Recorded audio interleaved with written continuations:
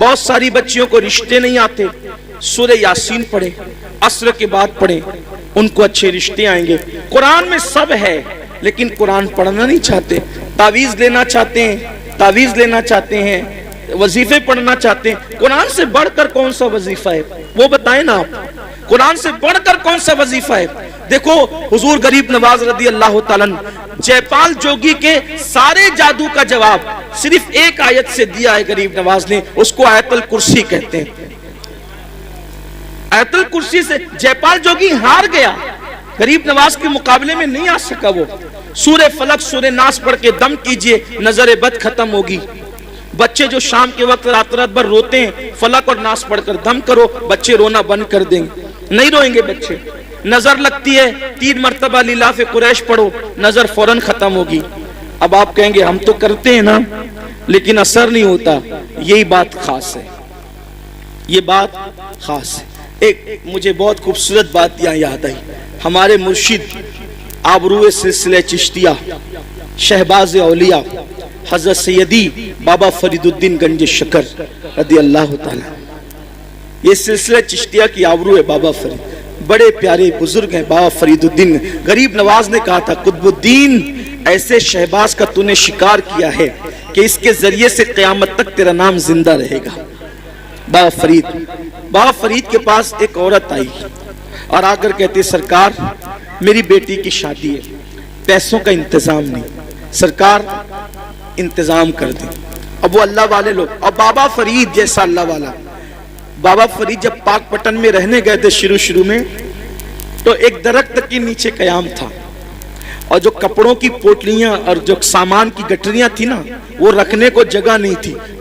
پنجاب کے لوگ یعنی پاک پٹن کے لوگ بہت ستاتے تھے، رہنے نہیں دیتے تھے، تو سامان کہاں رکھیں اپنا، تھا تو تھوڑا ہی سامان، جگہ تو چاہیے، تو درخت پہ لٹکا کر رکھتے تھے سامان۔ اب جس کا خود کا چھت نہ ہو اس کے پاس آئیے کیا کہنے، میری بیٹی کی شادی نہیں ہے، شادی ہے پیسے کا انتظام نہیں۔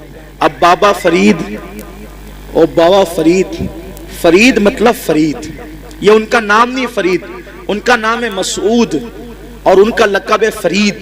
فرید کا مطلب ہوتا ہے یکتا، یکتا، بے ہمتا، کوئی ہمسر نہیں، کوئی ثانی نہیں ان کے دور میں، وہ تھے فرید الدین۔ بڑھیا آئی، آنے کے بعد کہا پیسوں کا انتظام نہیں، سرکار بابا فرید نے کہا ایک کام کر مائی، وہ سامنے جو ڈھیلا پڑا ہے نا مٹی کا، وہ ڈھیلا میرے پاس لا۔ وہ ڈھیلا لائی، فرمایا پکڑ اس کو، اس نے ڈھیلا پکڑا۔ بابا فرید نے سورہ فاتحہ پڑھی 3 بار۔ کتنی بار؟ کون سی سورت؟ سورہ فاتحہ کا مطلب زور سے بولیے، الحمدللہ ہی سب کو یاد ہے نا۔ سورہ فاتحہ 3 بار پڑھی، دم کیا، فرمایا اس کو ڈھانک لے اور گھر جا کے کھولنا۔ ڈھانک لیا، گھر جا کر کھولا تو وہ سونا بن گئی، مٹی کیا بن گئی؟ سونا بن گئی۔ اب وہ شادی بھول گئی، انسان تو لالچی ہوتا ہے۔ بابا صاحب نے کتنا آسان طریقہ بتایا مٹی کو سونا بنانے کا۔ اس نے شادی بھول گئی، بولا یار ایک ڈھیلے پہ اگر پڑھنا ہی ہے سورہ فاتحہ تو پھر ایک ڈھیلے پہ کیا پڑھنا۔ وہ ڈھیلے ہی جمع کرتی رہی مٹی کے، پورا گھر بھر دیا ڈھیلے سے، اور جب رات ہوئی تو فاتحہ پہ فاتحہ، فاتحہ پہ فاتحہ، فاتحہ پہ فاتحہ پڑھتی رہی، پھونکتی رہی، پڑھتی رہی، رات سے صبح ہو گئی، وہ مٹی کے مٹی رہی۔ اس نے کہا بابا صاحب نے تو میرے سامنے یہی پڑھا تھا، اس کے سوا کچھ نہیں پڑھا تھا، اب میں سونا بنا دیا، اور میں رات بھر پڑھی، غصے میں صبح آئی، کہا سرکار کیا بات ہے یہ؟ فرمایا مائی کیا ہوا، تیرا مسئلہ تو حل ہو گیا، ناراض کیوں ہے؟ کہا کہ آپ نے سورہ فاتحہ پڑھا تو مٹی سونا بن گئی، میں پوری رات، آپ نے صرف 3 بار پڑھا تھا، میں پوری رات پڑھ پڑھ کے پھونکتی رہی، وہ مٹی کے مٹی رہی۔ اور صحیح بتانا آپ نے فاتحہ کے سوا کچھ پڑھا تھا؟ کہا نہیں فاتحہ ہی پڑھا تھا، کچھ نہیں پڑھا تھا۔ تو کہا کہ آپ پڑھتے تو سونا، ہم پڑھتے تو مٹی۔ بابا صاحب نے مسکرا کے کہا او مائی فرید جیسی زبان تو لا، فرید جیسی زبان تو لا۔ کسی کو ٹائیفائڈ ہوتا ہے، ٹائیفائڈ کا مرض، چائے پیتا ہے تو کیسی لگتی ہے؟ कड़वी कैसी लगती है? बोलो चाय कड़वी है कि जबान कड़वी है? हैं? क्या कड़वी? आदमी कहता है चाय कड़वी है, आदमी क्या कहता है? चाय कड़वी नहीं है। अगर चाय कड़वी होती तो सबको कड़वी लगती, तेरी जबान कड़वी हो गई है। क्यों? क्योंकि तुझे बीमारी है, बीमारी की वजह से तुझे चाय कड़वी लग रही है। ऐसे ही जैसे टाइफाइड वालों को चाय कड़वी लगती है, वैसे हमें गुनाहों का टाइफाइड हो गया है। जिस दिन ये गुनाहों का टाइफाइड खत्म हो जाएगा, हम भी सूरह फातिहा पढ़ेंगे और मिट्टी सोना बनती चली जाएगी।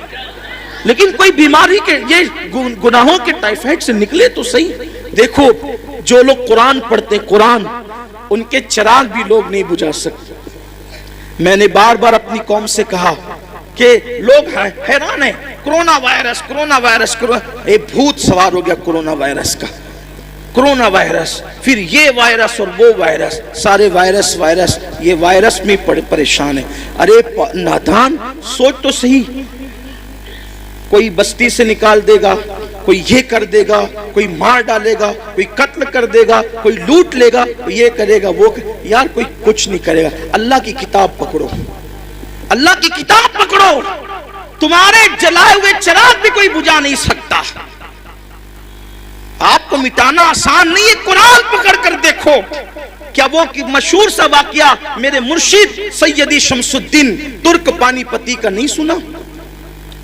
नहीं सुना कि सरकार साबिर कलियर ने कहा था, बाबा शाम्स जब तुझसे करामत का ज़ुहूर हो, समझ जाना मेरा इंतकाल हो गया, और आ जाना फिर सीधे कलियर, और फिर मेरा इंतकाल हो चुका होगा, लेकिन मुझे हाथ नहीं लगाना। शमसुद्दीन तुर्क पानीपती गए, दिन भर फौज में काम करते थे, रात को कुरान पढ़ते थे। बादशाह हमले पे हमले कर रहा था, नाकाम हो रहा था। एक दिन बादशाह ने रात के वक्त हाथ उठा के दुआ की, मौला कामयाबी नहीं मिलती। इरशाद होता है तूफान आएगा और जिसका चिराग तूफान में भी जल रहा होगा, ये तो आपने बार बार सुना, उसका एंड सुन ले आप, आज खास उसका एंड सुन ले। शायद इसका एंड आपने नहीं सुना होगा अब तक, कम से कम मुझसे तो नहीं सुना होगा, उसका एंड सुन ले आप। बादशाह से कहा तूफान आएगा, चिराग नहीं बुझेगा। बादशाह तूफान का इंतजार करने लगा। तूफान आया, बादशाह बाहर निकला तो खेमे सबके उड़ गए थे। देखा कि एक चिराग जल रहा है, एक चिराग जल रहा है, और वहां बैठकर कुरान पढ़ने वाला कुरान पढ़ रहा है। बाबा शमसुद्दीन क्या कर रहे थे? कुरान पढ़ रहे। वहां गए, पैर पकड़ लिए, सरकार आप दुआ कर दे किला फतेह हो जाए। फरमाया तू किसी गलत जगह आ गया, यहाँ क्या है? तो कहा कि हुजूर मुझे बताया गया ख्वाब में कि जो साहिब करामत होगा उसी की दुआ कबूल होगी। कहा कि साहिब करामत बहुत लोग हैं, मैं थोड़ी।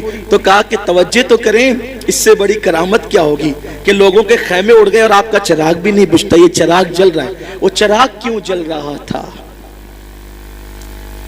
हजरत शम्स का चिराग क्यों जल रहा था?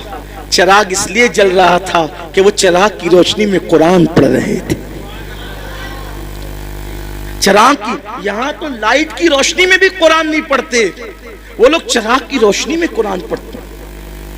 तो मेरी गुजारिश है कुरान को आम किया जाए, कुरान को आम करें, कुरान पढ़ें, कुरान पढ़ाएं।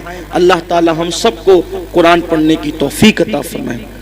और आज की इस मुबारक महफिल में अहद कर लें कि अपने घर के एक एक बच्चे को तवज्जो मेरी तरफ कर लें। बस अब इख्तिताम हो गया। ये जज हजरात तशरीफ ले आए हैं। जब जज आ जाते हैं तो फिर अपनी जरूरत नहीं रहती, और ये लोग मुझे बिठाते इसलिए कि जब तक जज नहीं आए तब तक बैठे। ये कोई तकरीर सुनने के लिए थोड़ी बिठाया ये तकरीर कहा कि जज आए तब तक बोलिए ना। तो हाँ, जज़ाकल्लाह, बड़ी नवाजिश। अल्लाह आप लोग को मोहब्बत और सलामत रखे। असल जिंदगी हंस बोल के गुजारने का ही नाम है। हाँ, गुस्से गर्मी वाले लोग चिड़चिड़े हो सकते हैं, मुत्तकी नहीं हो सकते। हुजूर सबसे बड़े मुत्तकी थे, लेकिन सबसे ज्यादा मुस्कुराते थे। मुस्कुराते रहिए, मुस्कुराते रखिए। जिसकी तस्कीन से, मेरे इमाम ने कहा, जिसकी तस्कीन से रोते हुए हंस पड़े اس تبسم کی عادت پہ لاکھوں سے میری گزارش ہے، سنی دعوت اسلامی جیسی تحریک آپ کے یہاں اللہ کے کرم سے موجود ہے، ہمارے یہاں موجود ہے، اپنے گھر کے ایک ایک بچے کو عالم دین حافظ قرآن بنائیے، اللہ کے لیے بنائیے، آپ کا گھر محفوظ ہو جائے گا۔ اگر آپ کا بچہ حافظ قرآن بن گیا نا، حافظ قرآن، تو وہ اپنے گھر کے خاندان کے 700 لوگوں کے ایسے 700 لوگوں کی بخشش کرائے گا جن پر جہنم کا عذاب لازم ہو چکا ہو، یعنی جن کے لیے فیصلہ ہو گیا کہ یہ جہنم میں جائے گا، وہ حافظ قرآن اللہ سے کہے گا مولا میں حافظ تھا نا، یہ میرے خاندان کا آدمی، اس کو بخش دے، اللہ کہے گا جا تیری وجہ سے بخش دے۔ 700 لوگ، وہ اتنوں کو لے جائے گا تو اس حافظ کا مرتبہ کیا ہوگا، اور اس کے ماں باپ کا مرتبہ کیا ہوگا، سبحان اللہ، کیا مرتبہ ہوگا اس کے ماں باپ کے سر پر ایسا نورانی تاج رکھا جائے گا کہ اس کی روشنی سے پورا میدان محشر منور ہو جائے گا۔ اور اتنا آسان ہے بھائی، کتنا آسان ہے، میں یہ نہیں کہہ رہا ہوں آپ کو اسکول سے ہٹا لو، نہیں، اسکول پڑھتے ہوئے حافظ ہے، یہاں جتنے بچے اسکول پڑھتے ہوئے حفظ کر رہے ہیں ذرا کھڑے ہو جاؤ تو۔ محمدی اسلامی چینل کو سپورٹ کیجیے۔